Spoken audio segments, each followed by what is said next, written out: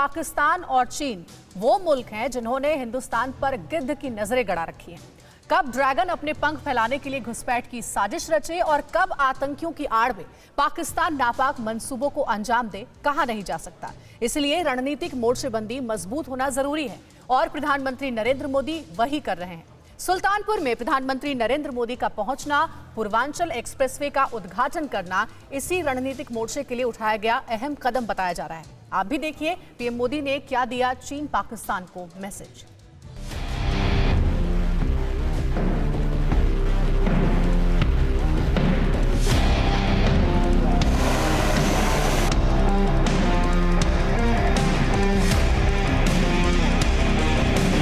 रणनीतिक पथ पर प्रधानमंत्री नरेंद्र मोदी का रखा एक कदम अदावत के मोर्चे पर दुश्मनों का ब्लड प्रेशर लो कर चुका होगा।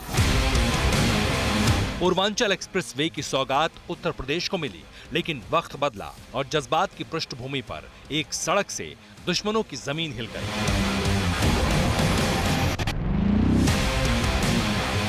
दरअसल पूर्वांचल एक्सप्रेसवे एक ऐसा मार्ग है जो पूर्वी उत्तर प्रदेश के 9 जिलों को जोड़ेगा, एक जगह से दूसरी जगह यात्रा करने वाले लोगों का वक्त बचाएगा, पूर्वांचल की आर्थिक लाइफलाइन को मजबूत करेगा, उत्तर प्रदेश के विकास को उड़ान भरने के लिए पंख लगाएगा। लेकिन जैसे ही पीएम मोदी एक्सप्रेसवे का उद्घाटन करने प्लेन से उतरे, वैसे ही इस सड़क के मायने बदल गए। जंग के वक्त रणनीतिक मोर्चे पर इस एक्सप्रेसवे का महत्व बढ़ गया।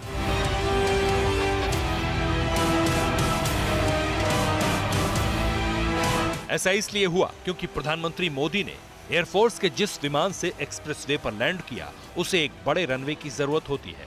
लेकिन लैंडिंग के साथ पूर्वांचल एक्सप्रेसवे निर्माण का मकसद क्या है, ये न सिर्फ भारतीयों को बल्कि चीन और पाकिस्तान जैसे देशों को भी पता चल गया। जब 3 साल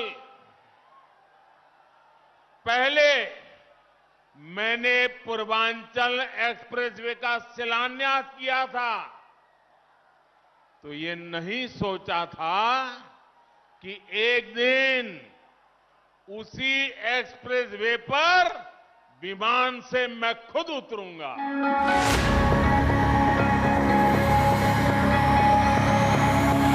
यकीनन एक्सप्रेसवे पर प्रधानमंत्री मोदी को हरक्यूलिस C-13 से लैंड करते समय पाकिस्तान के प्रधानमंत्री इमरान खान ने भी देखा होगा और चीन के राष्ट्रपति शी जिनपिंग ने भी। और जब देखा होगा तो तय है कि उनका ब्लड प्रेशर गिरा होगा, क्योंकि दोनों ही देशों के शीर्ष नेताओं का युद्ध के समय भारत को नुकसान पहुंचाने का समीकरण बिगड़ गया है और हर वो आकलन गड़बड़ा गया जो दुश्मनों से अदावत के मुहाने पर किया गया था। हालात तब तक फिर भी सामान्य थे जब प्रधानमंत्री मोदी ने एक्सप्रेसवे का उद्घाटन किया, लेकिन उसके बाद जो हुआ वो चीन और पाकिस्तान में खलबली मचाने जैसा था। ये लाइव टेलीकास्ट देखकर चीन और पाकिस्तान के हुक्मरानों के सीने पर सांप लौटने लगे होंगे, क्योंकि ये जगह ना तो कोई एयरफोर्स स्टेशन है, ना ही कमर्शियल एयरपोर्ट स्ट्रिप, बल्कि ये वही पूर्वांचल एक्सप्रेसवे है जिसका उद्घाटन प्रधानमंत्री मोदी ने किया। जगह भी ठीक वही है, उत्तर प्रदेश का सुल्तानपुर जिला। एक एक तस्वीर देखिए और भारतवासी होने पर गर्व कीजिए।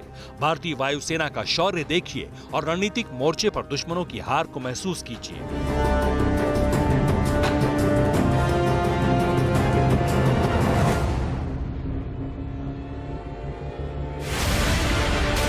भारत वायु योद्धा, वो फाइटर प्लेन जिसने फ्रांस में पहली बार उड़ान भरी थी, वो वायुवीर जिसने करगिल युद्ध में अहम भूमिका निभाई थी, दुश्मनों को दहलाने की ताकत रखने वाले उसी शक्तिमान ने पूर्वांचल एक्सप्रेसवे पर लैंड किया और इस विशाल मार्ग को युद्ध के दौरान रणनीतिक एयर स्ट्रिप के रूप में इस्तेमाल होने पर मुहर लगा दी। भारत से युद्ध की चाहत रखने वाले देश देख लें इस एक्सप्रेसवे का रणनीतिक महत्व। फाइटर जेट की रिफ्यूलिंग भी हुई और दूसरे साथी वायु योद्धाओं को मिराज ने रास्ता भी दिया। युद्ध क्षेत्र में लॉजिस्टिक की अहमियत का अंदाजा AN-32 की लैंडिंग से आप समझ सकते हैं। ये वो मालवाहक एयरक्राफ्ट है जिसे दुश्मन ना तो एयरबेस पर लैंड होने देना चाहते हैं और ना ही टेक ऑफ। लेकिन भारत की तैयारी का स्तर क्या है, दुश्मन देखकर हैरान हो रहे होंगे। पूर्वांचल एक्सप्रेसवे पर लैंडिंग से लेकर रणनीतिक स्तर की हर व्यवस्था पहले से तय थी और जांबाज सैनिकों का यह प्रदर्शन उसकी पुष्टि करता है। बिना वक्त गंवाए लैंडिंग, लोडिंग, अनलोडिंग और फिर टेक ऑफ, AN-32 का यही कौशल है। इसकी यही खासियत है जो AN-32 को दुश्मनों की कब्र खोदने वाली हवाई मशीन बनाती है। युद्ध क्षेत्र के इस योद्धा को भी पहचान लीजिए, फुर्तीला और दुश्मनों को चकमा देने में माहिर वायुवीर जगुआर। इस हल्के लड़ाकू विमान की खासियत हर दुश्मन जानता है और पूर्वांचल एक्सप्रेस इसके लिए कितना मुफीद है इस टचडाउन से समझिए। अब युद्ध क्षेत्र में कलाबाजी से दुश्मनों के हर वार को चकमा देने वाले सुखोई 30 फाइटर जेट को देखिए। सिर्फ देखिए नहीं, इस योद्धा की आवाज में दुश्मनों के धड़कनों की गति को कम होना महसूस भी कीजिए। और यकीन मानिए, जो आप वायु योद्धा के टचडाउन से महसूस कर रहे होंगे वही दुश्मन महसूस कर रहा होगा। उड़ान देखिए, कलाबाजी देखिए और ये जान लीजिए कि प्रॉपर एयर स्ट्रिप वाले इस पूर्वांचल एक्सप्रेसवे ने 2.5 मोर्चे को रणनीतिक मजबूती दे दी है। क्या कल्पना की जा सकती है कि बिना आपात स्थिति के शायद ही कभी ऐसी तस्वीर दिखे जहां सड़क पर एयरक्राफ्ट्स की लैंडिंग हो, लेकिन ये रणनीतिक हाईवे है जो सड़क मार्ग के साथ साथ एयर स्ट्रिप भी है और मिराज 2000 की लैंडिंग, रिफिलिंग और फिर रनवे पर दौड़कर टेक ऑफ करना इसकी पुष्टि करता है।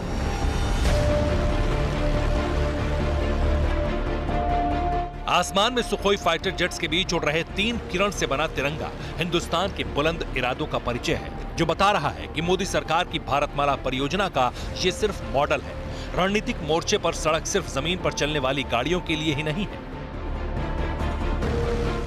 बल्कि भारी विमान भी इन सड़कों का ठीक वैसा ही इस्तेमाल कर सकेंगे जैसे एयर स्ट्रिप का करते हैं। और हरक्यूलिस विमान ने पूर्वांचल एक्सप्रेसवे पर प्रधानमंत्री मोदी को लाने और ले जाने के लिए एक दिन में 2 बार लैंडिंग करके इसका सबूत दे दिया।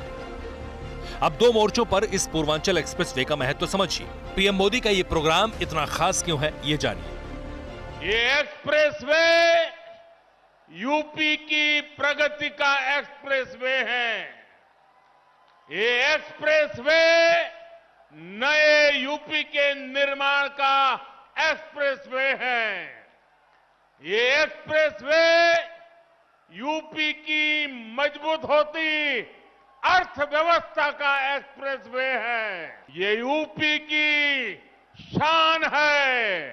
ये यूपी का कमाल है। दरअसल पूर्वांचल एक्सप्रेसवे जितना रणनीतिक मोर्चे पर अहम है, उतना ही उत्तर प्रदेश के विकास के लिए भी अहम है।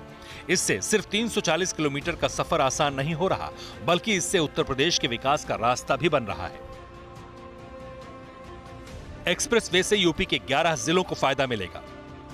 पूर्वांचल एक्सप्रेसवे के पास औद्योगिक विकास होगा। करीब के जिलों में उद्योग की जमीन भी चुन ली गई है, यानी दवा, मेडिकल उपकरण और फूड प्रोसेसिंग इंडस्ट्री के विकास का ब्लूप्रिंट तैयार है। और इस एक्सप्रेसवे ने इंडस्ट्रीज लगने का रास्ता भी खोल दिया है। जबकि दुश्मनों की तरफ से बढ़ रहे खतरे को देखते हुए भी रणनीतिक मोर्चेबंदी इस सड़क ने मजबूत कर दी है। रणनीतिक टारगेट चीन, पाकिस्तान और नेपाल है। दुश्मन युद्ध के दौरान एयरबेस को टारगेट बनाते हैं।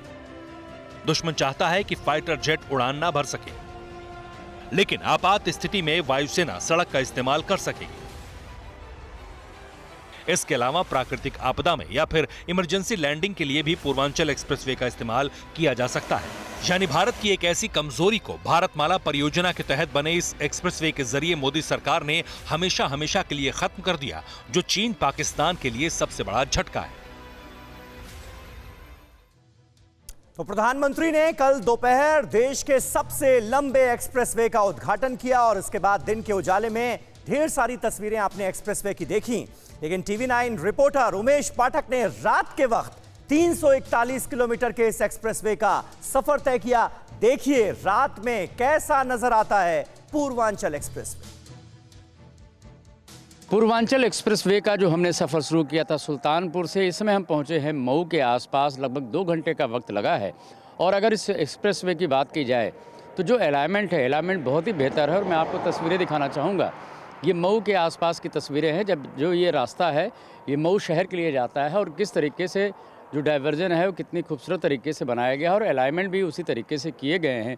जगह जगह पर हमें जो पुलिस फोर्स है, वो पुलिस की वहाँ पर जो पिकेट होती है वो जगह जगह पर दिखाई पड़ी। इसके अलावा जो हाईवे की पिकेट होती है वो भी जगह जगह पर दिखाई पड़ रही है। और आप अगर बात की जाए इस समय एक्सप्रेसवे की, हालांकि गाड़ियाँ उतनी नहीं चल रही हैं क्योंकि आज पहला दिन है।